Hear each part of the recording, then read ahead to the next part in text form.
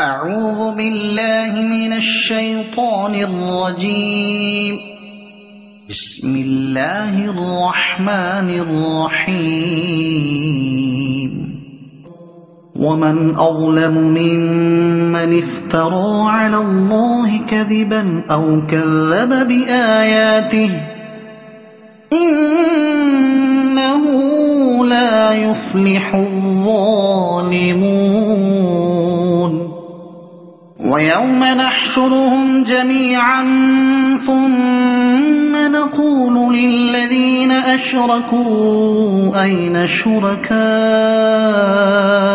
الذين كنتم تزعمون ثم لم تكن فتنتهم إلا أن قالوا والله ربنا ما كنا مشركين. انظر كيف كذبوا على أنفسهم وضل عنهم ما كانوا يفترون. ومنهم من يستمع إليك وجعلنا على قلوبهم أكنة أن يفقهوه وفي آذانهم وقرا وإن يروا كل آية لا يؤمنوا بها حتى إذا جاءوك يجادلونك يقول الذين كفروا إن هذا إلا أساطير الأولين. وهم ينهون عنه وينأون عنه وَإِن يُهْلِكُونَ إِلَّا أَنفُسَهُمْ وَمَا يَشْعُرُونَ. وَلَوْ تَرَى إِذْ وُقِفُوا عَلَى النَّارِ فَقَالُوا يَا لَيْتَنَا نُرَدُّ وَلَا نُكَذِّبَ بِآيَاتِ رَبِّنَا وَنَكُونَ مِنَ الْمُؤْمِنِينَ. بل بدا لهم ما كانوا يخفون من قبل ولو ردوا لعادوا لما نهوا عنه وإنهم لكاذبون. وقالوا إن هي إلا حياتنا الدنيا وما نحن بمبعوثين. ولو ترى إذ وقفوا على ربهم قال أليس هذا بالحق قالوا بلى وربنا قال فذوقوا العذاب بما كنتم تكفرون. صدق الله العظيم. سورہ انعام ترجمہ تفسیر تیسرا رکوع. اللہ کے نام سے شروع جو بہت مہربان رحمت والا. اور اس سے بڑھ کر ظالم کون جو اللہ پر جھوٹ باندھے اس کا شریک ٹھہرائے یا جو بات اس کی شان کے لائق نہ ہو اس کی طرف جوڑے یا اس کی آیتیں جھٹلائے. بے شک ظالم فلاح نہ پائیں گے. اور جس دن ہم سب کو اٹھائیں گے پھر مشرکوں سے فرمائیں گے کہاں ہیں تمہارے وہ شریک جن کا تم دعویٰ کرتے تھے. پھر ان کی کچھ بناوٹ نہ رہی یعنی کچھ ماجرت نہ ملی, کوئی بہانہ نہ پا سکے مگر یہ کہ بولے ہمیں اپنے رب اللہ کی قسم کہ ہم مشرک نہ تھے. دیکھو کیسا جھوٹ باندھا خود اپنے اوپر کہ عمر بھر کے شرک ہی سے انکار کر بیٹھے. اور گم گئی ان سے جو باتیں بناتے تھے اور ان میں کوئی وہ ہے جو تمہاری طرف کان لگاتا ہے. ابو سفیان, ولید, نضر اور ابو جہل وغیرہ جمع ہو کر سید عالم صلی اللہ علیہ وسلم کی قرآن پاک کی تلاوت سننے لگے تو نضر سے اس کے ساتھیوں نے کہا کہ محمد کیا کہتے ہیں؟ کہنے لگا میں نہیں جانتا, زبان کو حرکت دیتے ہیں اور پہلوں کے قصے کہتے ہیں جیسے میں تمہیں سنایا کرتا ہوں. ابو سفیان نے کہا کہ اس کا اقرار کرنے سے مر جانا بہتر ہے.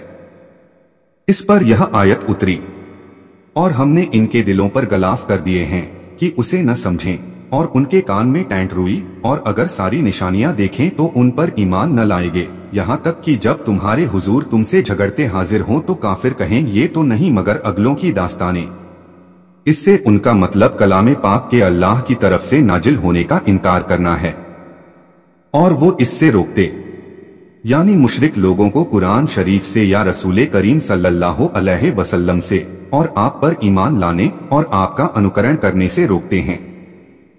यह आयत मक्के के काफिरों के बारे में उतरी जो लोगों को सैयदे आलम सल्लल्लाहु अलैहि वसल्लम पर ईमान लाने और आपकी मजलिस में हाजिर होने और कुरान सुनने से रोकते थे, और खुद भी दूर रहते थे कि कहीं मुबारक कलाम उनके दिलों पर असर न कर जाए।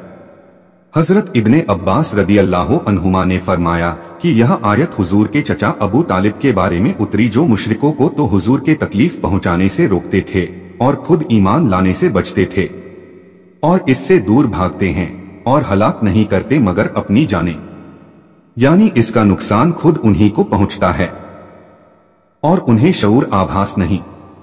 और कभी तुम देखो जब वो आग पर खड़े किए जाएंगे तो कहेंगे काश किसी तरह हम वापस भेजे जाएं दुनिया में, और अपने रब की आयतें न झुटलाएं और मुसलमान हो जाएं, बल्कि उन पर खुल गया जो पहले छुपाते थे।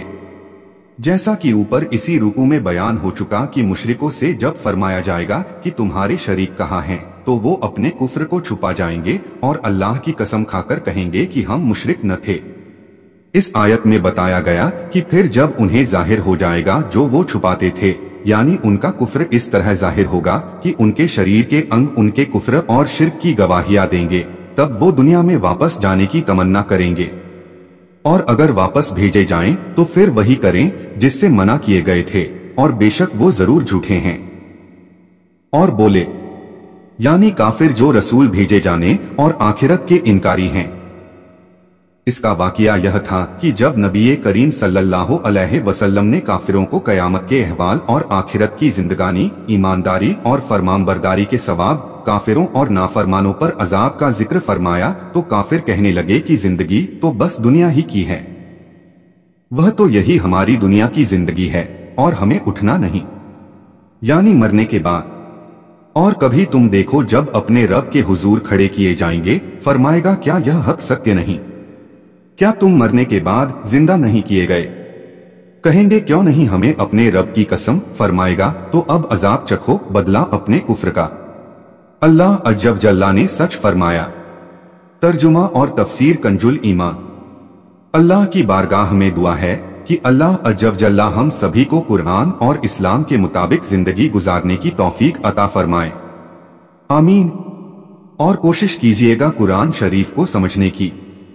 वीडियो को सवाब की नियत से आगे शेयर करें ताकि कयामत तक सदकाए जारिया का सवाब आपको भी मिलता रहे और ये आपके और मेरे, हम सभी के नजात का जरिया बने। कुरान शरीफ की और ज्यादा मालूमात के लिए हमारे चैनल नसीम वॉइस सरखेज को सब्सक्राइब जरूर करें। इंशाअल्लाह मिलते हैं अगले वीडियो में। अल्लाह हाफिज।